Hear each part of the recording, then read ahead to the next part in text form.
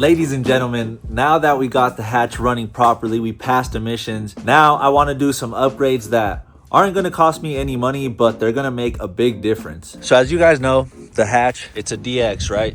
So that means that we don't have a tachometer, otherwise known as an RPM gauge. You know what I'm saying? Now, usually I wouldn't want to mess with things that are working perfectly because this is the original cluster from the car. But this is, although it is a daily, it's also a track car. And for that, I need to be knowing how far we're revving out, you know, because I don't want to rev it too far and then float a valve or something and just have catastrophic failure. So we need to keep an eye on that because the Z6, I think the red line is 7,200 and then the rev limiter is 7,500. But obviously I don't want to be banging off limiter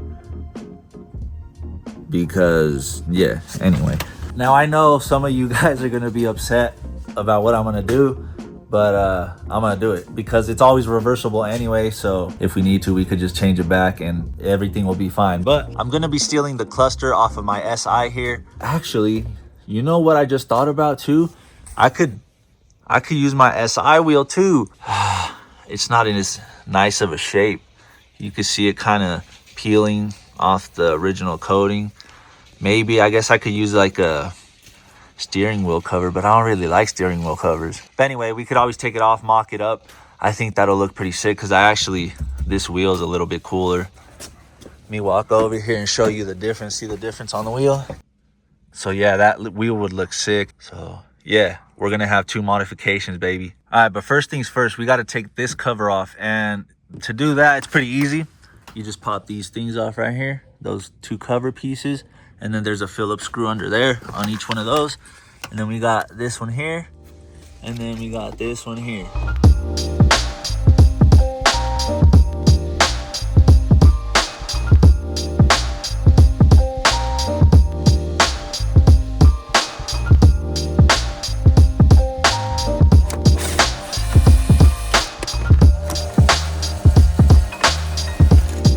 Then we can just move this down a little bit, and then in theory this should just, oh yeah, it does just come out. Actually, you know what, I'm gonna pop these out real quick so I can disconnect them. All right, got those disconnected. Now we should be able to easily come off with this thing.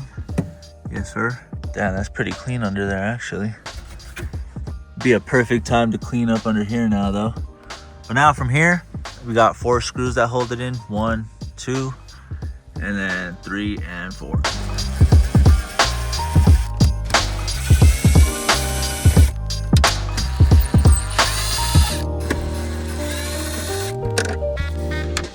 Alright, now, actually, you know what? I might have to, it might be easier to disconnect all this stuff back here first. See, on the connectors. Alright, I got everything unhooked, so now we should be able to just, out the way, baby. Let's go.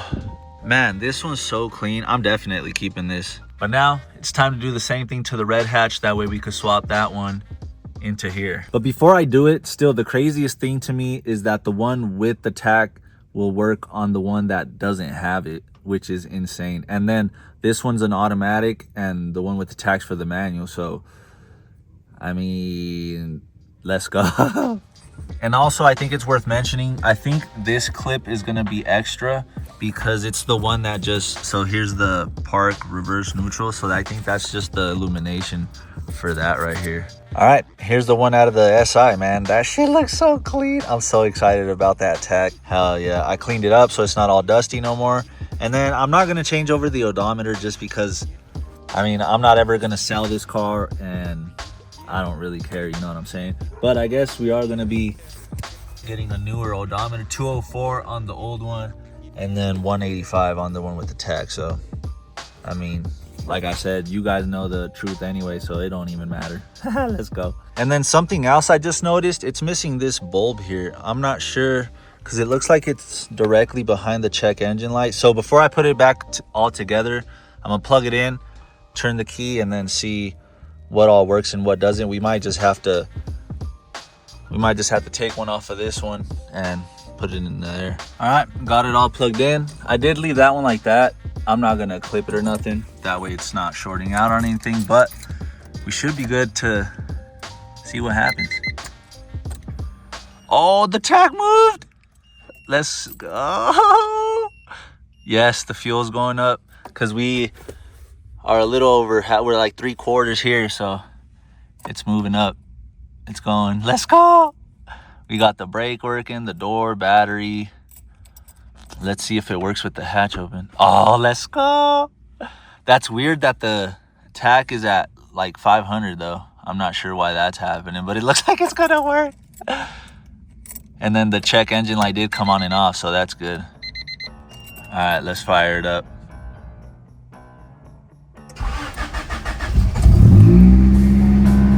Oh, let's go.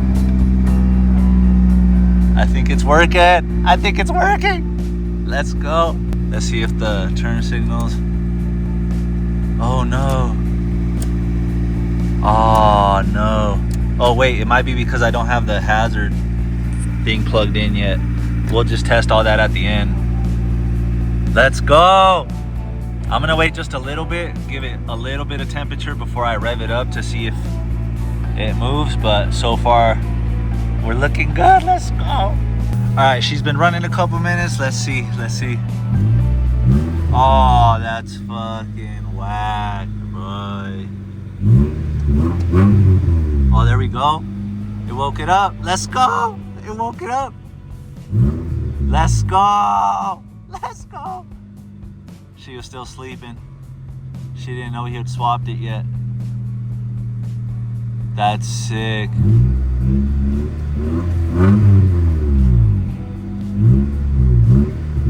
Huh. It's a little lackadaisical.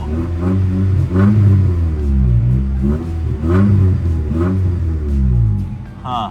Alright, well, I've let it run for a few more minutes, and I don't know, I think I'll be able to tell once I really drive it, but everything else seems to be working. We got the temp going up. We got the fuel pretty much where we need it to be. And yeah, I'm just gonna go ahead and put it together. Make sure once I plug in the hazard here that all the blinkers work and all that, turn signals, flashers, oh yep, that works.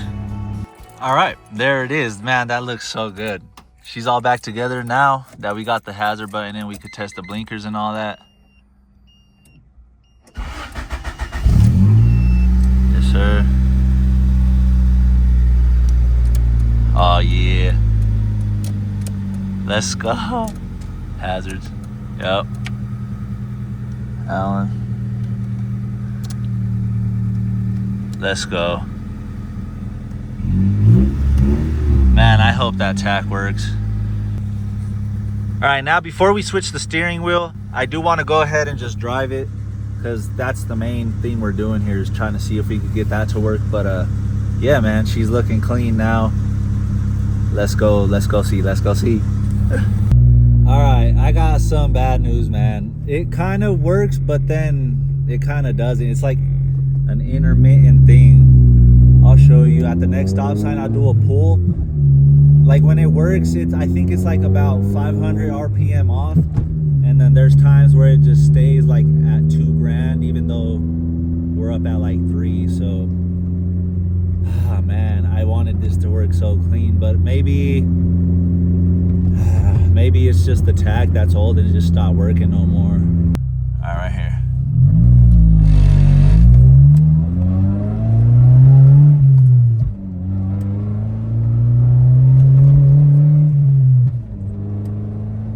Okay, it's working.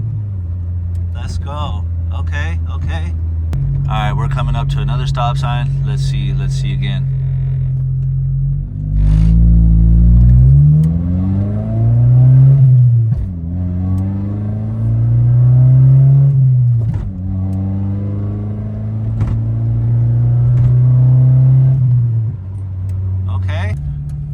Let's do another one. About to turn right here.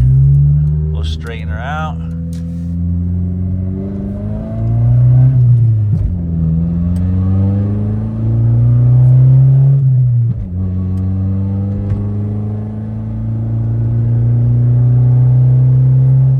Let's go. Alright, I'm coming to a stoplight. We're gonna do one more pull just for good measure, but I think this thing's actually working, man. como que the more I drive it, the better it got. And now I do definitely, like, disclaimer, I do definitely think it's about 500 RPM off, which actually seems to be common because I looked it up on the forums, and there's a lot of people that say theirs is like 300 off, according, like, compared to their Hondata, or some even say 500. So like I said, I think mine is a little off, but she's working. Let's go.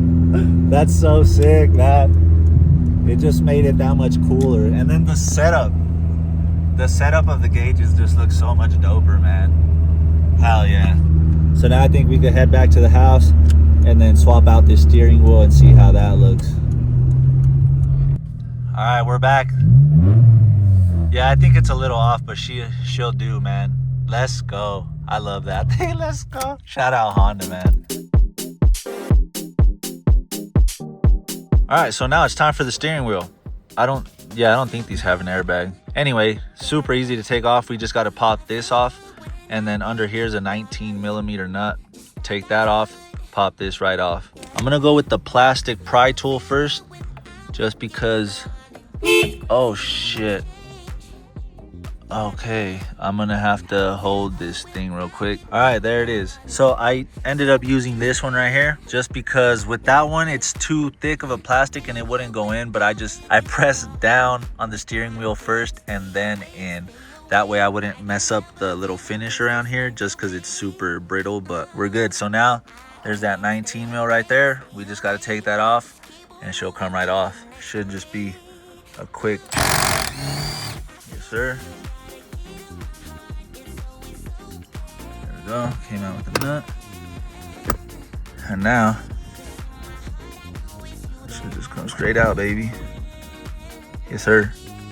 And then one thing that's pretty cool, if you notice this metal piece here, so that touches to the back of the steering wheel, and that's how your horn works instead of having like actual wiring. So that's pretty clever. All right, so now we can try, there we go, trying to pop that off, and then same thing on 19 right there.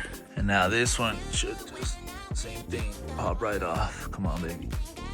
There we go. Hell yeah, that's sick. Let's go. All right, before we put the SI one in there, I want to show you a straight up side by side. You can see that one just looks way cooler. Even though without that, it'd pretty much technically be the same thing. But I also wanted to show you the condition of it, because I mean, you can't really tell here. I guess a little bit in the cracking right there on the SI one compared to this one. The DX one's just in such minty condition, man. It looks so good.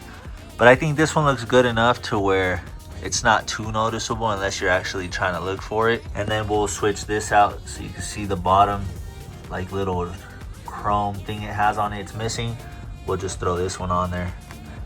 Oh, and actually we're gonna gain the horn thing again, because this one, it had it, but it fell off and I couldn't find it anymore. But yeah, it's gonna look good.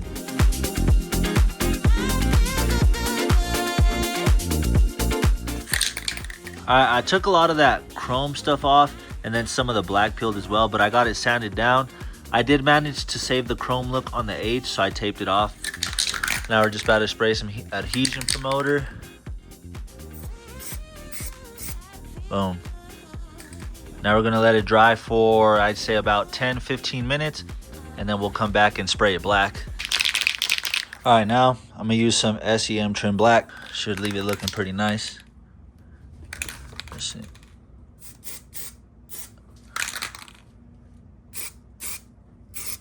First coat. All right, there's the repainted emblem for the center of the steering wheel. And I don't know, I think I almost prefer it than having like the chrome ring around it. But yeah, anyway, it looks super good. We're about to install this thing. All right, guys, well, there it is. It looks so good, actually. It looks a lot better than I thought, especially, well, honestly, the finish isn't that bad. I think it looked worse in the other car, but it looks good. The dash is looking clean with that tack on there now. Oh my God. And actually, you know what? The more I'll show you here in a bit, but the more I've been driving it, I think it actually just fixed itself. I don't know if it just needed to catch up to speed, but that shit is working clean now. So yeah, this thing looks sick, man. I think I actually like that better too, where we just have the H in that little like silver color instead of the whole thing. So yeah, man, that looks sick. We got the SI cluster and the steering wheel on here now. So yeah, let's go start ripping this thing and take this thing for a drive. Let's go.